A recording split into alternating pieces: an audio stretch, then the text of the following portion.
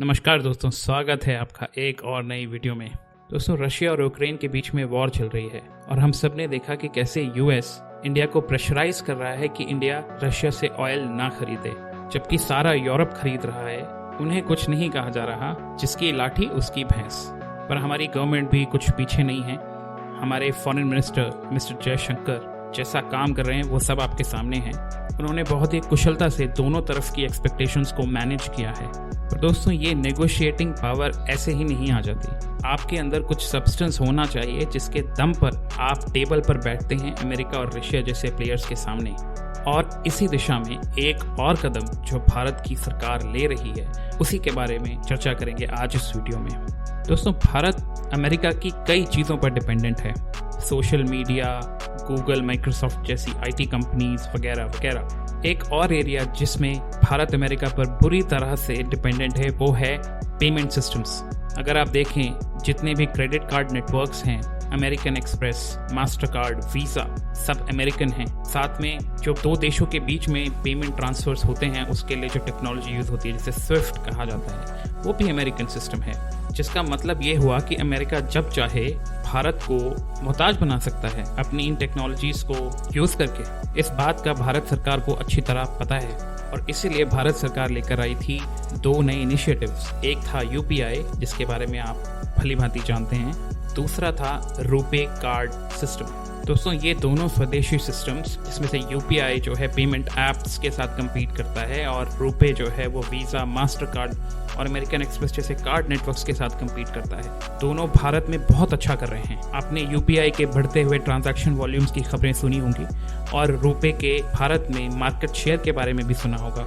लेकिन अब भारत सरकार कुछ और करने जा रही है। दोस्तों, बहुत सारे भारतीय लोग दूसरे देशों में जाकर नौकरी करते हैं और वापस पैसा भेजते हैं, जिन्हें रेमिटेंसेस कहा जाता है। आज ये जो पैसा भेजने का तरीका है वो वेस्टर्न यूनियन, मनी ट्रांसफ़र जैसी कंपनीज करती हैं, जिसमें ना सिर्फ नुकसान होता है बट वो बेसिकली इनएफिशिएंट सिस्टम्स हैं। भारत सरकार चाहती है कि जिन देशों में जहां बहुत सारे भारतीय रहकर नौकरी करते हैं और पैसा वापस भेजते हैं, ऐसे देशों की सरकारों से बात करके वहाँ यूपीआई और रुपे कार्ड सिस्टम के अडॉप्शन इनेबल किया जाए। दोस्तों, ऐसे कुछ देश जिनके साथ बातचीत पहले से ही शुरू हो चुकी है वो हैं ओमान, सऊदी अरेबिया, फ्रांस और यूके। और अगर स्पेसिफिकली यूपीआई की बात की जाए तो हमारा नेपाल, भूटान, सिंगापुर और यूएई के साथ पहले से ही पार्टनरशिप है यूपीआई के अडॉप्शन के बारे में, जिसमें होगा ये कि इन देशों के पीओएस टर्मिनल्स में यूपीआई को यूज़ करके कस्टमर्स पेमेंट्स कर सकेंगे। और दोस्तों, बात सिर्फ रेमिटेंसेस की नहीं है, बात इंडियन टूरिस्ट की भी है। अब इंडियन टूरिस्ट के पास पैसा आ गया है और वो बड़ी संख्या में घूमने बाहर जाते हैं और खूब खर्चा करते हैं। आप ये फिगर सुनिए, साल 2019 में लगभग 25 मिलियन इंडियन टूरिस्ट बाहर गए और उन्होंने $23 बिलियन का खर्चा किया।